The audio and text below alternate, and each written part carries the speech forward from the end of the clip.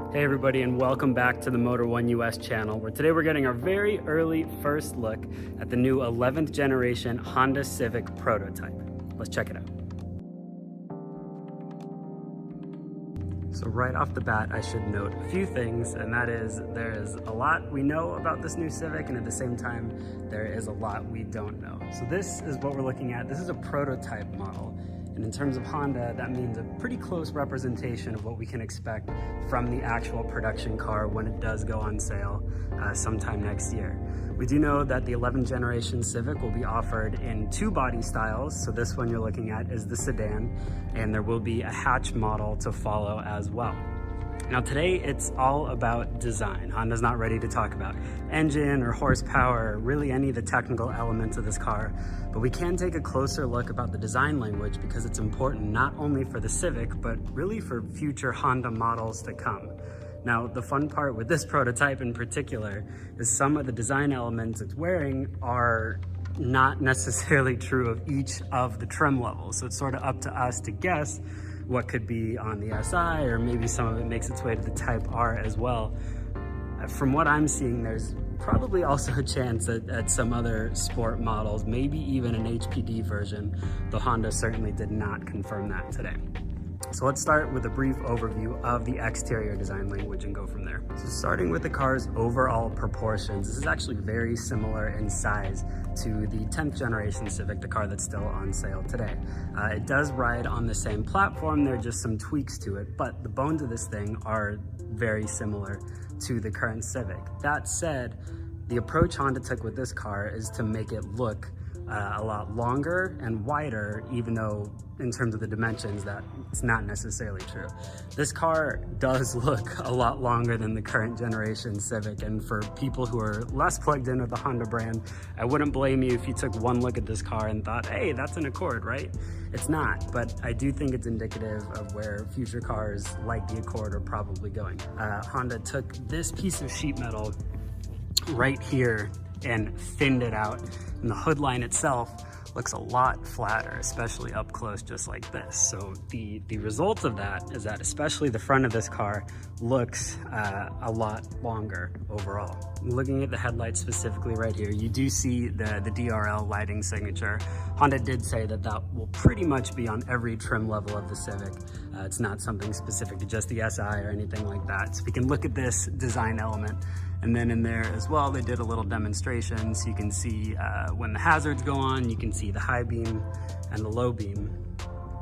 The actual design, again, to make it look wider, the grille underneath is certainly a lot wider looking. And then you have this really cool grille element right here where the line just traces all around beneath the headlights. I'm gonna try not to say the words clean and simple over and over again, but those were the words that were stressed to me when they were talking about creating this car. They weren't trying to go crazy with, you know, a million different creases, a million different shapes. It's all about keeping things clean and simple, and in the process, kind of looking back to some of the Civics of the past. Some of you are probably noticing by now that this car is actually on summer tires. And when we got into that conversation, Honda basically said, hey, this is still a car we want to perform. This is a car we want to handle, and a lot more news to come in that regard. But it's wearing summer tires, and these are 19-inch wheels, which should be indicative of wheels that are to come sometime in the production run as well. The side mirrors on the 11th generation have switched locations. The current car wears them just about here, and this one they moved down to the actual door itself. Nice change right there. And then body lines, there's really only a few to point out, and that's really on purpose. You have this strong character line that goes right through the middle of the car. You can trace it all the way back into the headlight right here. And then there's one additional line sort of down below. And again, you can trace it, and then it curves up the rear door area as well. Something like this nice black piece down here, which makes it look a little more aggressive, a little more sporty. They did say that could be a part of one of the future cars. I'm thinking maybe for something like the SI. And this side profile angle right here is, I think, where this car deviates the most in terms of its design language. I'll leave it up to you to see what elements you like the least or the best, but majority of the action is right here in the C-pillar area. But none of these trends of floating roofs or anything that's super contemporary This car's design looks like it will definitely stand the test of time.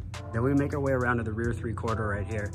We see a lot more Accord, right? But that's not a diss at all. We have these nice split taillights. There's no light bar that connects or anything like that. And then we do have somewhat similar of a DRL design as we see in the headlights too.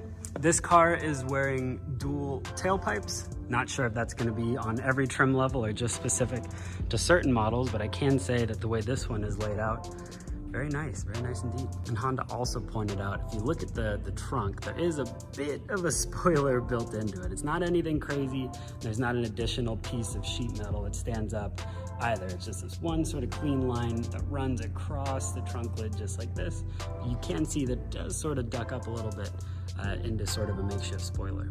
Now, unfortunately, we're not allowed to open the door and peek inside just yet, but I can show you this image. I can put a better version of it up on the screen right now, but at least I can show you this design board and reference some of the things that the designers were just discussing with me.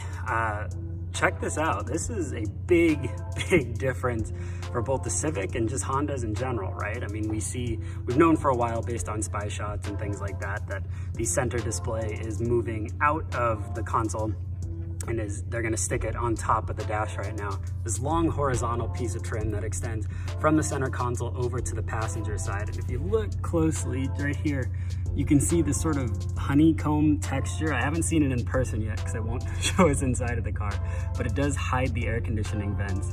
And actually it looks pretty cool. There is a 9-inch display. It does have a beautiful volume knob for those of you that are concerned about that. And this is also going to be the first time that any Honda product is getting a full digital display. So that will be available on this car as well. So that's kind of where we're left right now. I mean, there is a lot more we have to find out.